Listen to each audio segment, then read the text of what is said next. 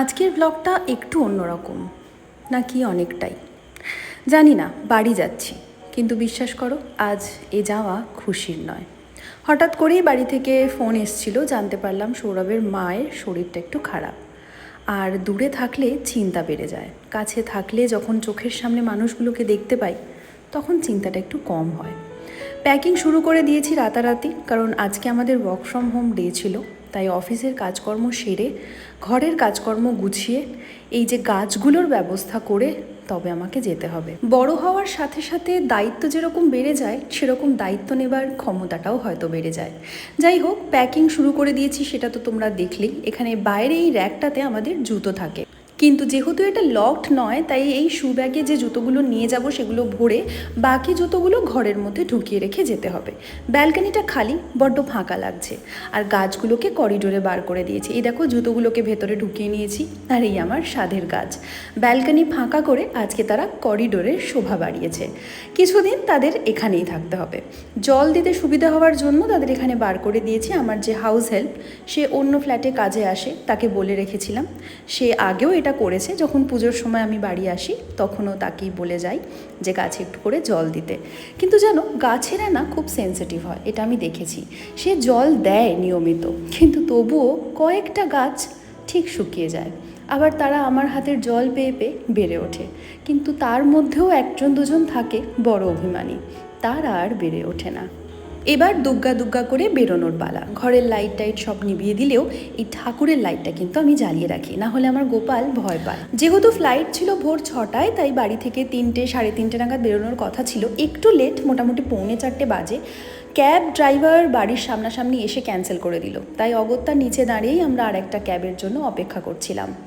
আর দেখছিলাম এই রাতের না ভোরের এই নিস্তব্ধ শহরকে। এই সময় কখনো এই শহরটাকে এভাবে দেখিনি, আজকে প্রথমবার। একটু অন্যরকম লাগছে, একটু ভালো লাগা বাড়ি যাওয়ার, আবার অনেকটা ভয় এটা ভেবে মা কেমন আছে।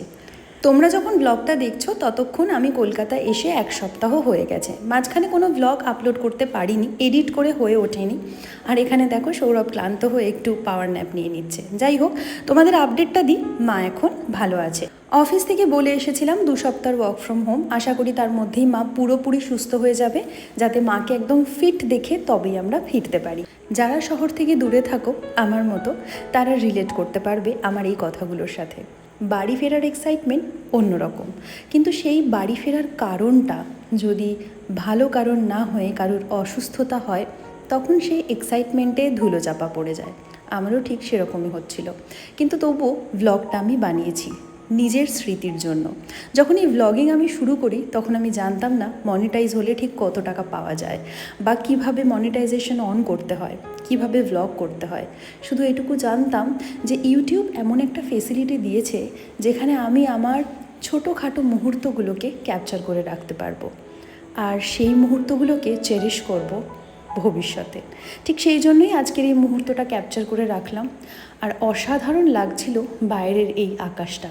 যারা আমাকে ইউটিউব বা ইনস্টাগ্রামে ফলো করো তারা নিশ্চয়ই জানো যে নেচার আমার ভীষণ কাছের, স্পেশালি আকাশ।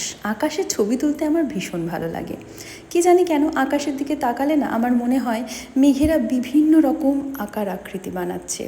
কখনো মুখোশ, কখনো চাঁদ, কখনো পালকি, কখনো রথের চাকা। আকাশের দিকে তাকিয়ে আমি ঘন্টার পর ঘন্টা কাটিয়ে দিতে পারি। ওই একটা গান আছে না, ওই গানটা আমার খুব পছন্দের। মনে হচ্ছিল এই রকম সুন্দর আকাশ দেখতে দেখতে ওই গানটা গেয়ে উঠি। আমার একলা আকাশ থমকে গেছে রাতের স্রোতে ভেসে, শুধু তোমায় ভালোবেসে। আমার দিনগুলো সব রং চিনেছে তোমার হাসি হেসে, শুধু তোমায় ভালোবেসে। এই ভিডিওর ক্লিপসগুলো যখন ক্যাপচার করছিলাম আমি জানতাম না ঠিক কী ভয়েস ওভার দেবো, বাড়ির পরিস্থিতি কেমন থাকবে, আদৌ ভিডিওটা এডিট করে সঠিক সময় দিতে পারবো কি না। কিন্তু আজকে যেমনটা তোমাদের বললাম, মা যেহেতু আগের থেকে অনেকটা ভালো, তাই মনটাও ভালো আছে। আর মনটা ভালো আছে বলেই দেখো তোমাদের সাথে কত কিছু শেয়ার করছি। আচ্ছা, একটু 5-10 সেকেন্ড পিছনে গিয়ে ভিডিও ক্লিপসটা আরেকবার ভালো করে দেখো। মেঘের মধ্যে আমাদের ফ্লাইটের একটা ছায়া পড়েছে, কি অপূর্ব লাগছিল, পুরো ছবির মতো। আর সেদিন কিন্তু আকাশে প্রচণ্ড মেঘ ছিল, তাই ফ্লাইটটা যেভাবে দুলছিল একটা সময়ের পর কিন্তু আমার ভয়ই লাগছিল। তারপর মেঘ কেটে এরকম সুন্দর একটা প্রকৃতি চোখের সামনে ধরা পড়ল। আর তখন ঠিক মনে হচ্ছিল যে এই প্রকৃতিও আমাদের জীবনের মতো, বা হয়তো উল্টোটা, আমাদের জীবনটাও এই প্রকৃতির মতো। যখন মনে হয় ঝড় ঝাপটা আসছে, জীবনে সব কিছুই ওলটপালট হয়ে যাচ্ছে, তখন বিশ্বাসটাকে বজায় রাখতে হয়। একদিন সব ঝড় থেমে যাবে, মেঘ কেটে যাবে, সূর্য ঠিক উঠবে। আচ্ছা, আমরা এয়ারপোর্টে নেমে গেছি, সেটা তো তোমরা দেখলেই। বাড়ির গাড়ি এসে গেছিলো আমাদের নিতে, গাড়িতে উঠেও গেছি। আর এই যে আমার শহর কলকাতা। এখন যখন এডিট করার সময় ভিডিও ক্লিপটা দেখছি তখন কী যে ভালো লাগছে, কিন্তু যখন এই ক্লিপটা নিচ্ছিলাম তখন মনের মধ্যে চলছিল প্রচুর প্রচুর টেনশন। তাই ক্লিপটা শুধুই ক্যাপচার করছিলাম, কিছুই ফিল করতে পারিনি। এখন ফিল করছি। ঠিক এই জন্যই আমার ভ্লগিং করা। তাই তোমরা যারা ভাবছো নতুন ইউটিউব চ্যানেল শুরু করবে, শুরু করে দাও। নিজেদের জীবনের ছোট ছোট মুহূর্তগুলোকে ক্যাপচার করে সুন্দর করে গুছিয়ে নিজের জন্যই রেখে দাও। আর এই যে এই জায়গাটা এত সুন্দর গাছ দিয়ে সাজানো, আমার যে কি ভালো লাগে। শহরের রাস্তা দিয়ে গাড়ি এগিয়ে চলছে আমাদের গন্তব্যস্থলের দিকে। যাব প্রথমে সৌরভের বাড়ি, তারপর সেখান থেকে যাওয়ার কথা ছিল মাকে দেখতে, মা হসপিটালে ছিলেন। কিন্তু আমি সেই সমস্ত কোনো ক্লিপই এই ভিডিওতে রাখিনি, ইচ্ছে করেই রাখিনি। রাখলে হয়তো রাখতেই পারতাম, কিন্তু মনে হয়েছে না না, সেই দিনগুলো থাক না, স্মৃতির পাতাতেই। হয়তো একদিন ধুলোচাপা পড়ে ভুলেও যাব। ভ্লগে থাকবে শুধু ভালো ভালো জিনিস, যেগুলো ভবিষ্যতে আমাদের ঠোঁটে হাসি ফোটাবে, বা হয়তো চোখে আনবে আনন্দের জল। আর এই যে জায়গা ধর্মতলার মোড়, এটার সাথে যে কত স্মৃতি জড়িয়ে আছে, তা আমি যদি লিখতে বসি একটা উপন্যাস হয়ে যাবে। আচ্ছা, সেদিনকে আর কোনো ক্লিপ আমি নিইনি। মা একটু ভালো থাকার পরে আমি যাচ্ছিলাম আমার মায়ের সাথে দেখা করতে উত্তর কলকাতায়। উত্তর কলকাতার অলিগলিগুলো পুরনো, রংচটা, কিন্তু আমার জন্য ভীষণ কাছের।